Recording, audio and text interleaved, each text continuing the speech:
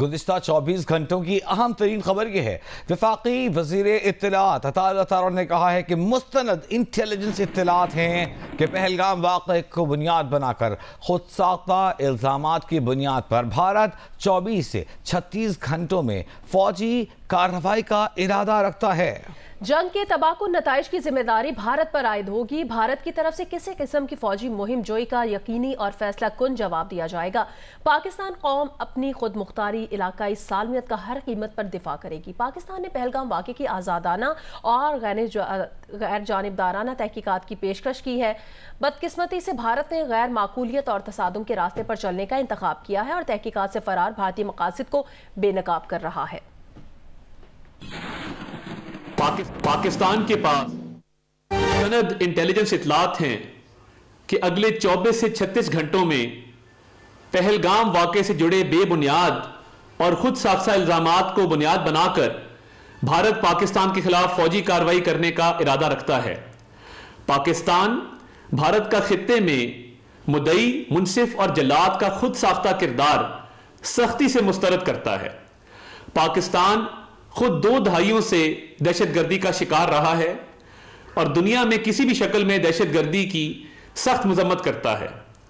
پہلگام حملے کے بعد پاکستان نے ذمہ دار ریاست ہونے کے ناطے سچائی کا پتہ لگانے کے لیے، اس کے محرکات جاننے کے لیے کھلے دل سے آزادانہ اور غیر جانبدارانہ تحقیقات کی پیشکش کی۔ بدقسمتی سے بھارت نے غیر معقولیت اور تصادم کے راستے پر چلنے کا انتخاب کیا، جو کہ خطے اور دنیا میں تباہ کن نتائج کا باعث ہوگا۔ غیر جانبدارانہ تحقیقات سے فرار بذات خود بھارت کے اصل مقاصد کو بے نقاب کرنے کے لیے بڑا ثبوت ہے۔ سیاسی مقاصد کے حصول کے لیے جان بوجھ کر عوامی جذبات کو بھڑکا کر اس طرح کے فیصلے کرنا بدقسمتی اور افسوسناک ہے۔ پاکستان اس بات کا واضح اعادہ کرتا ہے کہ بھارت کی طرف سے کسی بھی قسم کی فوجی مہم جوئی کا یقینی اور فیصلہ کن جواب دیا جائے گا۔ بین الاقوامی برادری کو یہ سمجھنے کی ضرورت ہے کہ جنگ سے ہونے والے تباہ کن نتائج کی ذمہ داری صرف اور صرف بھارت پر عائد ہوگی۔ پاکستانی قوم اپنی خود مختاری اور علاقائی سالمیت کا ہر قیمت پر دفاع کرے گی۔ امریکہ نے بھارت اور پاکستان پر زور دیا ہے کہ صورتحال مزید خراب نہ کی جائے۔ ترجمان محکمہ خارجہ ٹیمی بروس نے پریس بریفنگ میں کہا کہ کشمیر کی صورتحال پر پاکستان اور بھارت دونوں سے رابطہ کیا جا رہا ہے اور ان سے کہا جا رہا ہے کہ کشیدگی میں اضافہ نہ کریں۔ ایک سوال پر ٹیمی بروس نے کہا کہ امریکی وزیر خارجہ مارکو روبیو پاکستان اور بھارت کے وزرائے خارجہ سے آج یا کل بات کریں گے۔ مارکو روبیو قومی رہنماؤں اور وزرائے خارجہ کی حوصلہ افزائی کر رہے ہیں کہ وہ بھی اس مسئلے پر بھارت اور پاکستان سے رابطہ کریں۔ کیا کہنا تھا ٹیمی بروس کا، سنیے۔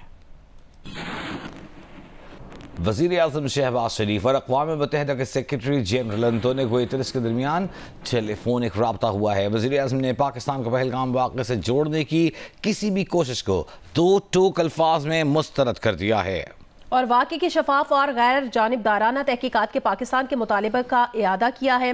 اقوام متحدہ کے سیکرٹری جنرل انٹونیو گوتریس کے درمیان ٹیلی فونک گفتگو میں وزیر اعظم نے کہا پاکستان دہشت گردی کی تمام شکلوں میں مذمت کرتا ہے۔ وزیر اعظم نے بھارت کے مقبوضہ جموں و کشمیر میں وسیع پیمانے پر ریاستی سرپرستی میں دہشت گردی پر شدید تشویش کا اظہار کیا ہے۔ انہوں نے خاص طور پر سنتاس معاہدے کے حوالے سے بھارت کے غیر قانونی اور غیر ذمہ دارانہ اقدامات کو ناقابل قبول قرار دیتے ہوئے کہا کہ سنتاس کا پانی 240 ملین لوگوں کی لائف لائن ہے۔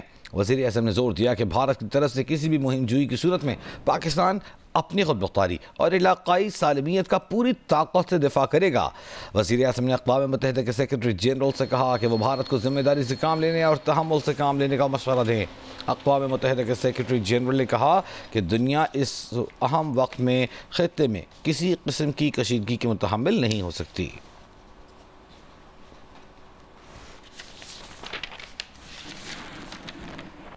بھارت نے اب تک پہلگام حملے کے ثبوت پیش نہیں کیے۔ پاکستان نے بھارت کی طرف سے پاکستان میں ریاستی دہشت گردی کے ثبوت پیش کر دیے۔ آڈیوز اور واٹس ایپ چیٹ میڈیا کے سامنے رکھ دی ہے۔ DGISPR لیفٹیننٹ جنرل احمد شریف چودھری نے میڈیا بریفنگ میں بتایا کہ بھارت پاکستان میں حملوں کے لیے دہشت گردوں کو دھماکہ خیز مواد فراہم کر رہا ہے۔ 25 اپریل کو بھارتی تربیت یافتہ شخص مجید جہلم بس اڈے پر پکڑا گیا۔ مجید کے موبائل فون سے بھارت میں ہوئی بات چیت پکڑی گئی۔ حاضر سروس بھارتی میجر سندیپ نے اعتراف کیا ہے کہ وہ بلوچستان سے لاہور تک دہشت گردی کر رہے ہیں۔ 7 days have passed since Pahalgam incident, but so far there have been no shred of evidence that has been provided to support the baseless allegations being made against Pakistan. India has been found to operate a terror network inside Pakistan, jisme explosives, IEDs and other materials are being provided to terrorists to target not only military but also innocent civilians. آپ کو آج ہم ایک net work کی نشاندہی کریں گے اور irrefutable evidence پیش کریں گے۔ This is just one small part of the state-sponsored terrorism that is being prosecuted by India. ایک Indian trained, is a Pakistani citizen, Indian trained and sponsored terrorist Abdul Majid was apprehended near Jhelum bus stand. اس کے پاس سے ایک I D تقریباً 2.5 kg کی برآمد ہوئی۔ اس کے گھر سے ایک انڈین ساخت کا ڈرون برآمد ہوا۔ اس کے علاوہ وہاں سے 10 لاکھ روپے کیش برآمد ہوا۔ اس کے موبائل فونز اور باقی جو چیزیں ہیں، نیکسٹ سلائیڈ پہ جائیے گا، ان کی جب ڈیٹیل انٹیروگیشن اور فرینزک کیے گئے تو آپ کے سامنے ابھی وہ تفصیلات ہیں، وہ ایویڈنس ہے which is irrefutable, which can be examined by any independent agency.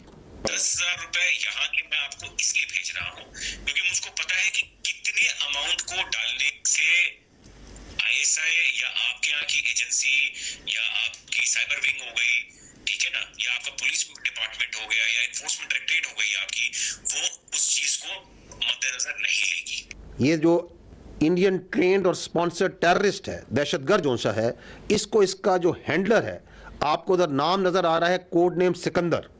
He is basically a junior commissioned officer of Indian army, Subedar Sukhwinder. میں آپ کو ان کے ایک ٹیرر نیٹ ورک کا ریفیوٹیبل ایویڈنس رکھ رہا ہوں کہ کس طرح پاکستان میں دہشت گردی کرا رہا ہے انڈین کی آرمی کے سرونگ آفیسر اور JCOs۔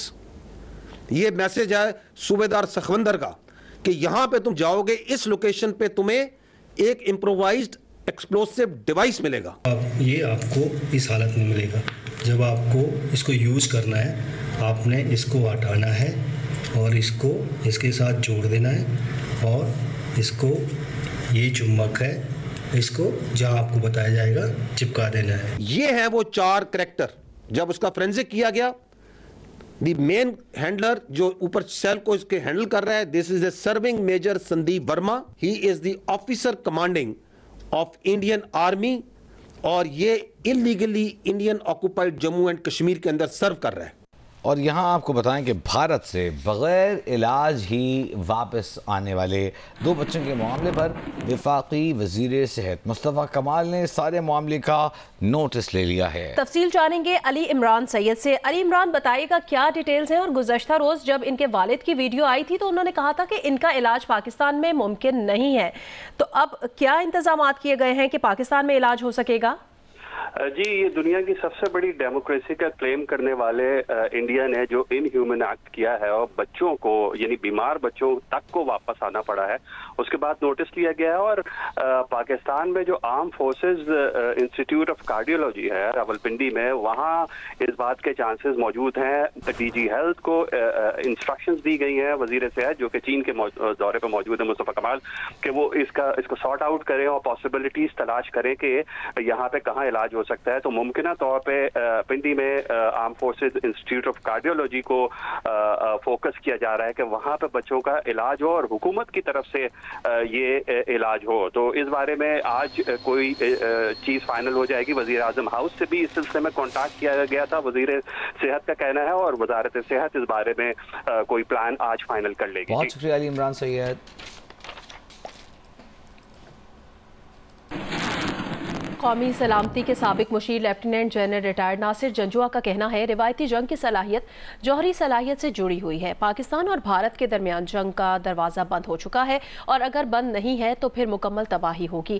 ہم اپنے ملک کا بہت اچھے طریقے سے دفاع کر سکتے ہیں. اگر کشیدگی بڑھی تو پوری دنیا اس معاملے میں کود پڑے گی. ہم اپنے ملک کو بہت اچھے طریقے سے ڈیفینڈ کر سکتے ہیں. آپ کا کمانڈ سٹرکچر، آپ کی انٹیلیجنس اگر سوئے رہ جائے تو ایک جو انسیڈنٹ ہے اس فیلئر کو اٹھا کے آپ ایک نیوکلیئر جنگ بنا دیں تو یہ کیا سوچ ہے یا یہ کیا قیادت ہے؟ ایک دفعہ کام بگاڑ کے پھر اس کو دوبارہ کنٹرول کرنا یا سنوارنے سے بہتر ہے کہ کام کو نہ بگاڑا جائے. جو فیلئر ہوا ہے بجائے اس کے کہ اس کی کاسٹ ہم پے کریں یا ہم پہ ڈالیں، اس فیلئر کو خود انویسٹیگیٹ کریں and hold those people accountable جن کی موجودگی میں یہ سب کچھ ہوا ہے. اگر وہ چاہتے ہیں کہ عوام کے جذبات کے ساتھ کھیل کے یا اس کو سیاسی فائدہ حاصل کر کے وہ کوئی ایکشن کریں گے تو پھر ہم اس کا جواب دیں گے. تو ان کو دوبارہ پھر نہ اس کو کنسٹرینٹ کو ایکسیپٹ کرنا پڑے گا. کنونشنل کیپیبلٹی جو ہے وہ نیوکلیئر جو ہے اس کے ساتھ جڑا ہوا ہے. جنگ جو ہے اس کا دروازہ بند ہو چکا ہوا ہے اور اگر بند نہیں ہے تو پھر مکمل تباہی ہے. خیبر پختونخوا ایک بار پھر دہشت گردی کی لپیٹ میں ہے. رواں سال کے ابتدائی 3 ماہ میں دہشت گردی کے 80 سے زائد واقعات رپورٹ ہو چکے ہیں. محمد دانیال عزیز کی رپورٹ دیکھیے.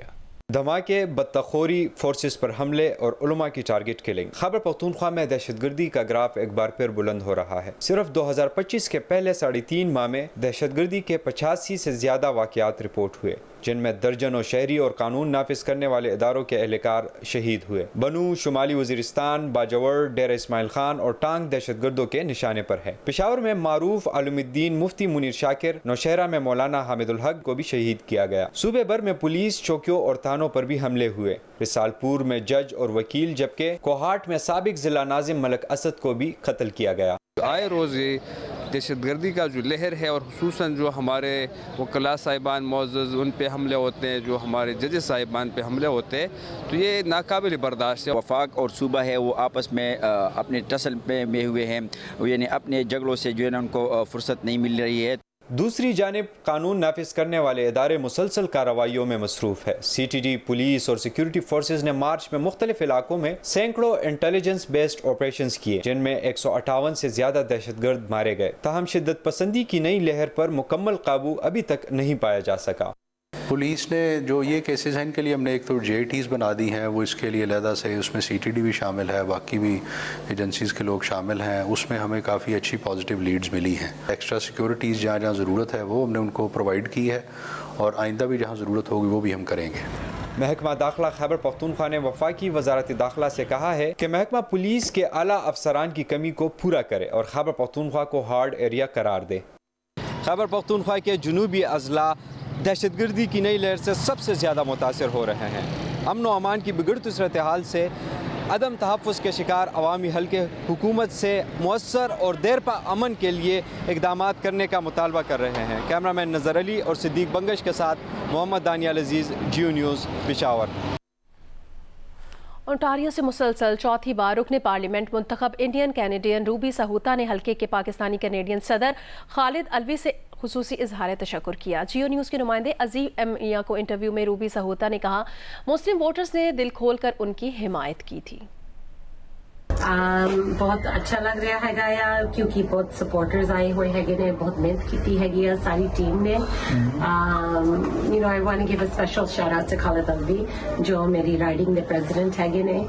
انہوں نے بہت سالوں کو بہت محنت کی ہے اس رائڈنگ میں ایوری الیکشن، اینڈ ساری کمیونٹی نے they've really come out for me. This is close. I would say اپن باتوں بیٹھ کے انالیسس کرنا پڑنا ہے گا issues پہ، and we will work hard and we will make sure بھی جیڑی بھی آواز لوکاں دی ہے ہر ایک ایریا دے وچ جو ایشوز ہے نے وہ تے اسی کام کرانگے. میں پوری محنت کروں گی.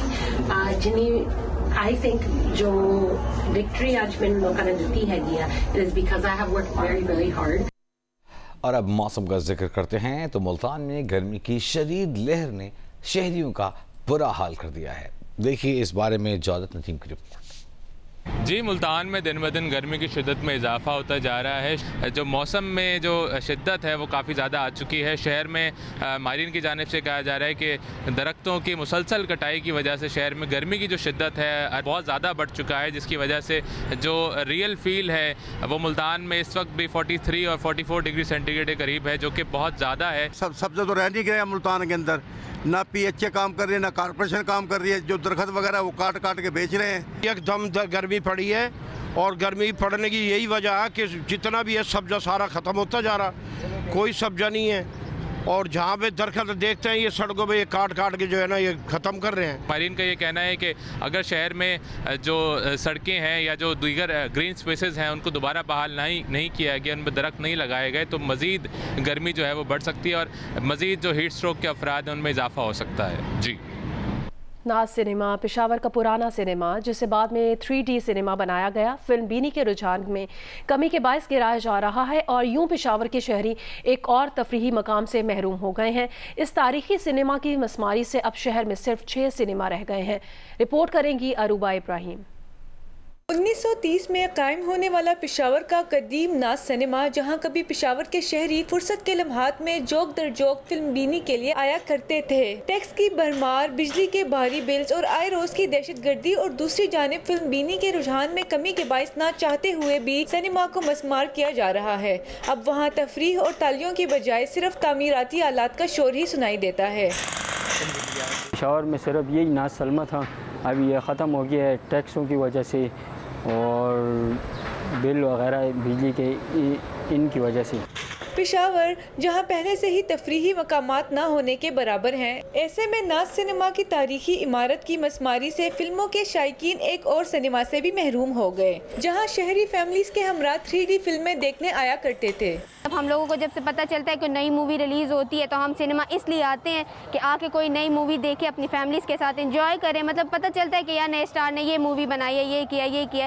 ہم آتے ہیں انٹرٹینمنٹ کے لیے, لیکن جب ہمیں ریسنٹلی پتہ چلا ہے کہ یہ ٹیکسز کی وجہ سے ٹوٹ گئی ہے تو ہم گورنمنٹ سے یہی ریکویسٹ کرتے ہیں کہ ٹیکسز اپنے ٹیکسز کے لیے کسی دوسروں کو تو نقصان نہ پہنچائیں. خیبر پختونخوا میں سنیما کلچر زوال پذیر ہے, جس کے باعث سنیما مالکان سنیماؤں کو مسمار کر کے اس کی جگہ پلازا تعمیر کرنے کو ترجیح دیتے ہیں. پشاور میں کبھی 13 سنیما ہوا کرتے تھے, لیکن اب صرف 6 ہی اپنا وجود بڑی مشکل سے قائم رکھے ہوئے ہیں. اگر حکومت کی جانب سے اس سلسلے میں کوئی ٹھوس اقدامات نہ کیے گئے تو سنیما کلچر سرے سے ہی ختم ہو جائے گا. کیمرہ مین رضوان شیخ کے ساتھ عروبہ ابراہیم, جیو نیوز پشاور.